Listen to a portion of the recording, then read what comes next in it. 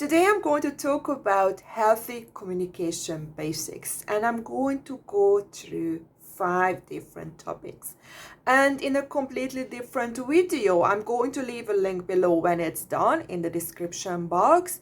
I'm going to actually talk about scripts that you can use, and this is going to be more just the basics of that.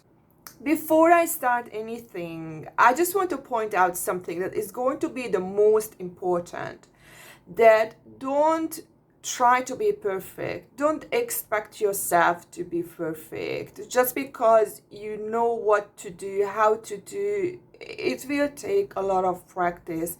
And you have to be very realistic and very patient with yourself and also with your partner. Like, even I'm telling you these things, but it doesn't mean I'm perfect. I'm making my own mistakes. And this is what actually healthy communication also means, that you become very realistic, what can be expected, and you see the communication in a way that it's okay to make mistakes. So this is kind of a part of a healthy communication as well, that you really connect with that part of life that is realistic instead of being perfectionist, because the reality we are in, it's not healthy. You have to be aware of that. And from a very, very young age, you go to school and you have to be perfect. You get graded, and if you are not perfect, you get punished. And this is an authoritarian system that we all are part of.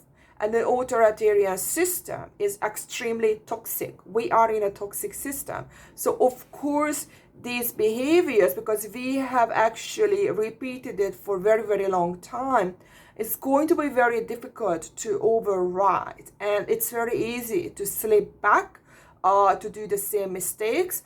But the more we repeat the healthier communication techniques, the easier it is going to get. But don't expect that, okay, now I've watched this video, I'm going to be perfect. Maybe it takes you several months, and maybe for some people even a year to get there. But that's not the point. The point is that you get there.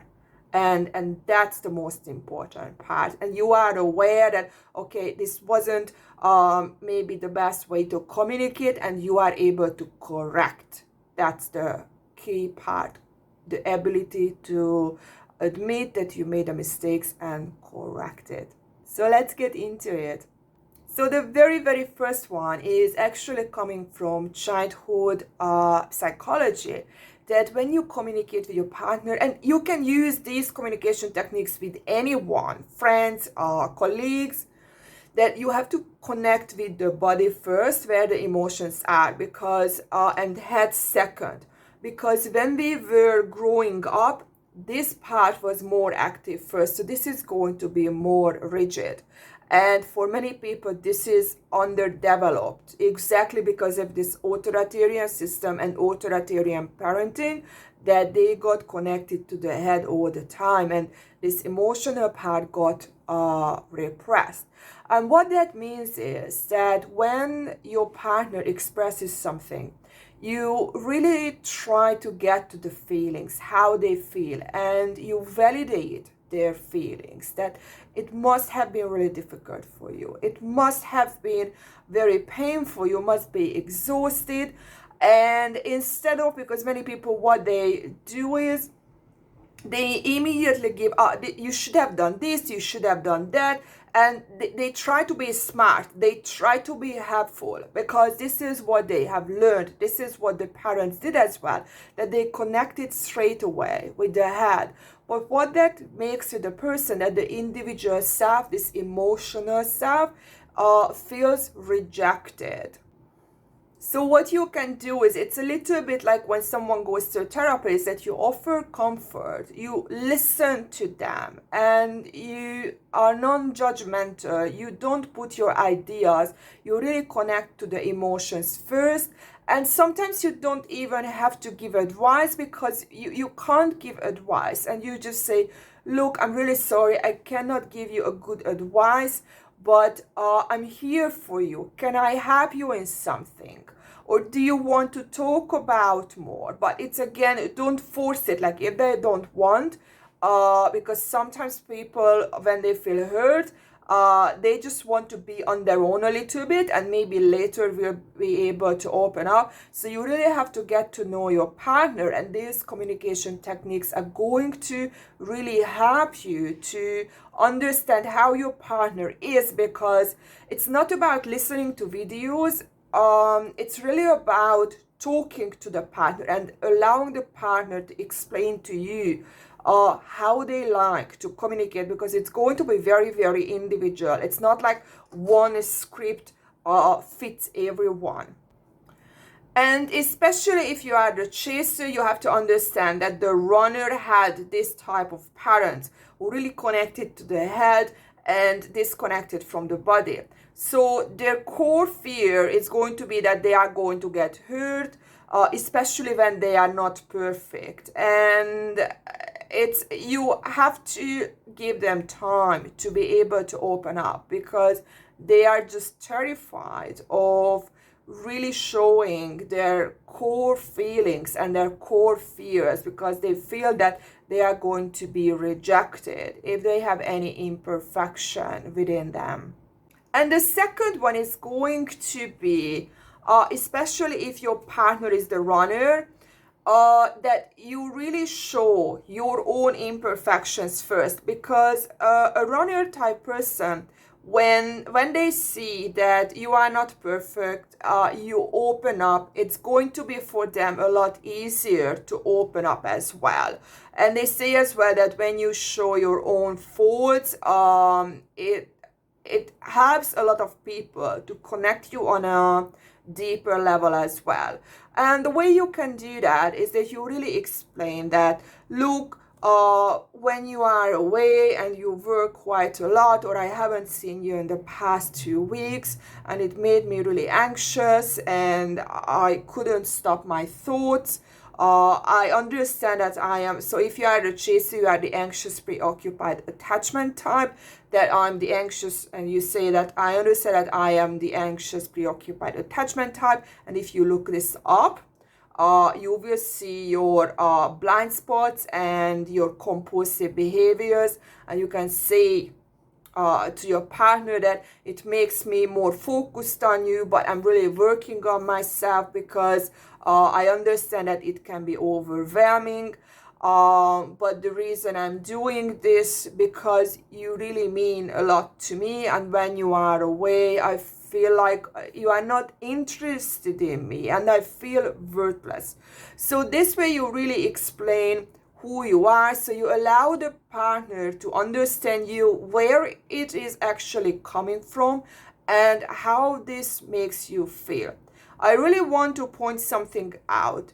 If your partner is unresponsive and doesn't engage with this emotional communication, that is a huge red flag. It doesn't matter how good your communication is. If the other person is unhealthy, you have to be aware of that. And no amount of communication is going to help, but it's on you to recognize that. The third one is going to be that you have to forget about right and wrong and wanting to be right in an argument or in anything.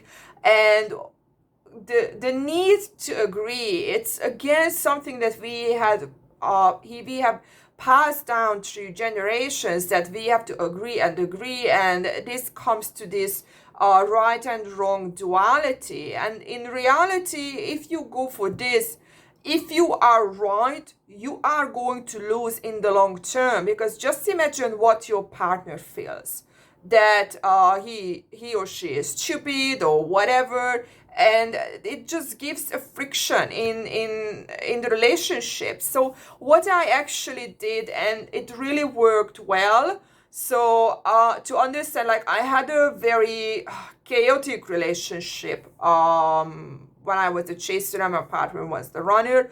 And what I'm telling you now, these are things that we have done, and these are realizations that I have done, and some of them are research, that I changed this mindset. I really reframed my mindset, and I went into, okay, instead of agreement, we go into understanding and accepting. And I actually told it to my partner as that instead of going for this, when we can't agree, it's just like, okay, tell me what you think, what you believe, why you believe, and I try to understand you. And when you understand something, you can accept it.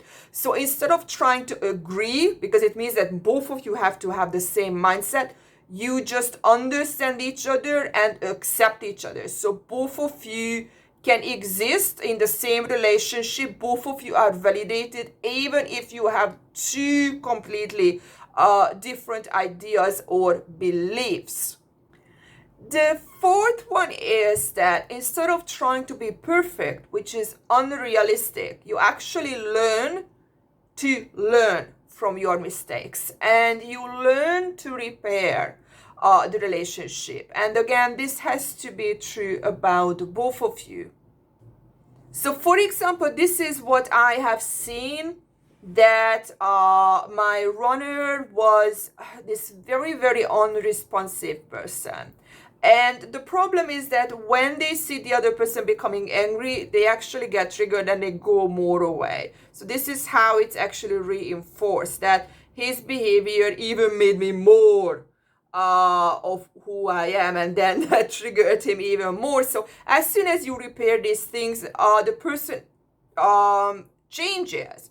And this was one thing that I recognized, and that was that when I was talking about something or asked something, he just felt like he ignored, and we kept talking and it led nowhere. And when I got very angry, like really angry, that's when he opened up. That's when he said da da da da, and finally I understood what was in him, and that's how I opened him up. And it kept happening a few times, and this is the thing, I didn't even recognize it, that after a while, because he was the same, that he just kind of ignored, or just like, this vanilla type of answer that leads nowhere. And only again, like when I became a very angry person, that's when he opened up. And I ended up unconsciously, instead of going through these loops, straight away fighting all the time when I wanted something. And then when I recognized this, we actually sat down and I said, look, when you do this, this is what happens, this is what I recognized, and da da da da da. And we actually, because the pattern was there, and I explained what I was doing, and then he explained why he was doing, and we allowed to understand each other, that actually calmed this problem, and we never had this problem after that. And the fifth one is that you actually create rules in the relationship, and it's coming from the previous one, to avoid friction. And for example, one thing was that, again, that when I asked something and he just kind of dismissed, or I didn't get a straight answer, we made a rule that when something is extremely important me to know, I'm going to add something to my communication. And it's going to be that, okay, I am asking now for the first time. Then when I did it again, I am asking now for the second time. And as soon as I get to the now I am asking for the third time, he has to be able to give an answer. So this was one thing, that was a rule. And it's like we both create rules that is true about both of us. So he can use the same for me as well. And then another thing was that I thought he was unresponsive. Is that sometimes he didn't text me back, and when we talked about it, okay, what is happening, because this getting to know phase is difficult, that you kind of assume, but maybe it's not true. And he said that he's just really bad with sometimes coming out with something. So we agreed that, look, if you don't know what to text, just say, look, I read your text message. I just don't know what to reply. And sometimes this is my reply as well, because it's really not about the reply. It's just, okay, I understand you read it. You are still interested in me. I am still important for you. So this is something that you can do just to really open up what is happening and getting to understand each other's language, love language, and the problems, the insecurities. And in the next video, I'm going to create it probably during the weekend. I'm going to give you a few scripts that you can use, how to express, what to use, and it's going to come from a really good psychology book. I really liked it when I read it, and I'm very happy that I can share it with you. Hopefully it will save a lot of trouble in the relationship. See you in my next video.